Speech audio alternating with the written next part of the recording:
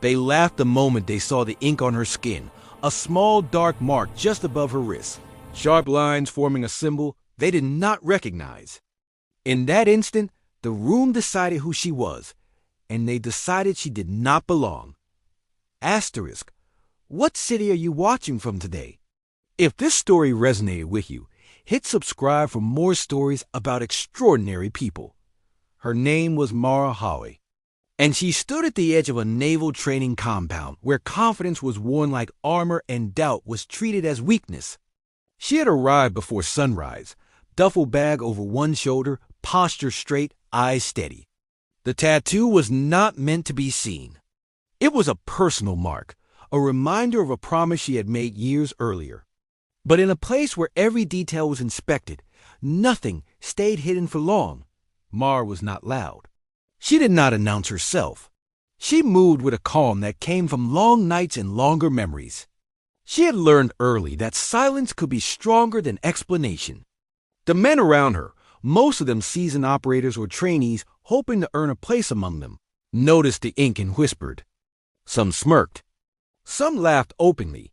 One pointed and said it looked like a cheap design someone got on shore leave. The symbol was angular and precise, a simplified insignia known only to a few. To most eyes, it looked like a mistake. Mara kept her hand steady. She had heard worse. She had been underestimated before. She had not come here to prove anything to them. She had come because she was ordered to report, and because the mission ahead mattered more than comfort or pride. Her file was thin on purpose. Her rank was not listed where it usually would be. Her past assignments were sealed behind clearance levels most people in the room would never touch. During the first briefing, the laughter continued. A junior officer asked her if the tattoo was a joke. Someone else asked who had authorized her presence. The room fed on its own certainty, the belief that they already knew the answer. Mara said nothing. She listened. She memorized faces. She marked voices. She waited. The conflict did not come from shouted arguments or physical confrontation. It came from the slow pressure of being dismissed at every turn. She was given menial tasks. She was excluded from tactical discussions. Her suggestions were ignored even when they were correct. When she spoke, eyes rolled.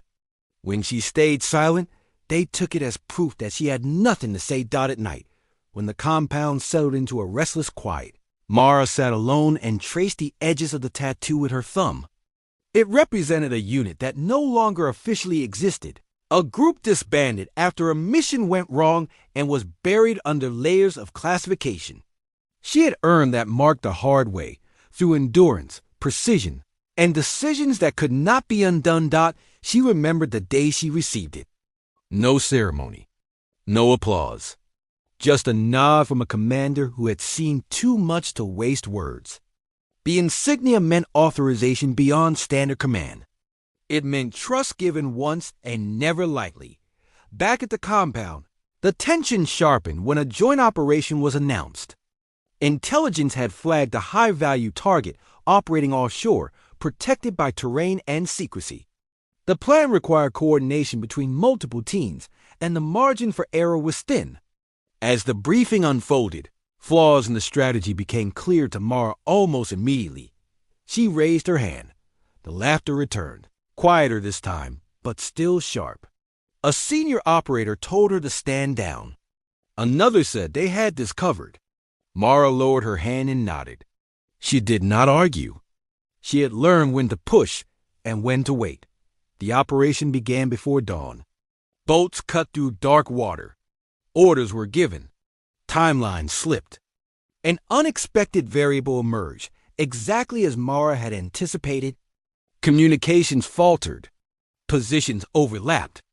Confusion spread through the command channel like a slow leak. In the chaos, Mara moved. She adjusted a coordinate. She rerouted a team. She spoke once, clearly, into the open channel, correcting a call sign that was about to lead men into a fatal crossfire. The room went still. A voice cut through the noise, sharp and unmistakable. The SEAL commander had entered the command center. His eyes moved fast, taking in screens, maps, faces. They stopped on Mara. They dropped to her wrist. The tattoo was visible now, clear under the harsh lights. The commander's expression changed in an instant. Not anger.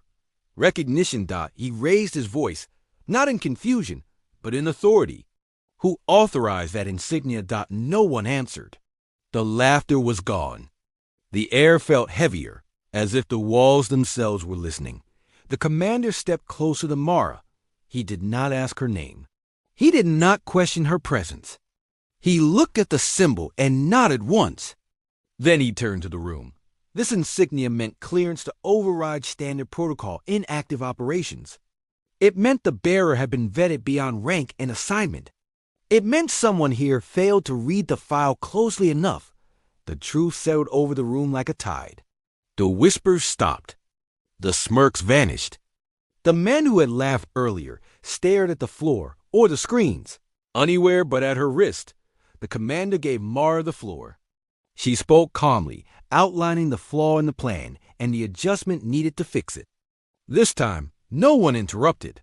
This time, every word was recorded. The operation shifted. Teams repositioned. The target was secured without further incident. Lives were spared not by force, but by attention to detail and the courage to speak once when it mattered. Afterward, there was no apology ceremony, no dramatic reconciliation, just a quiet acknowledgement. A few nods. A few looks that held respect instead of doubt. Mara stood alone again as the sun rose, the compound slowly returning to routine. The tattoo was still there, unchanged. What had changed was the way the room understood it.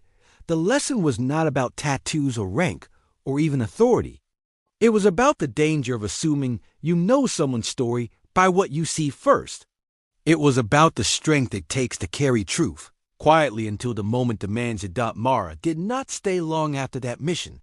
Her orders took her elsewhere, to places where silence was still necessary and recognition was still rare. But she left behind something important. She left behind a reminder that respect is not granted by laughter or denied by doubt. It is earned through action, clarity, and the courage to stand firm when the world is wrong about you. What did this story make you feel? Where are you watching from?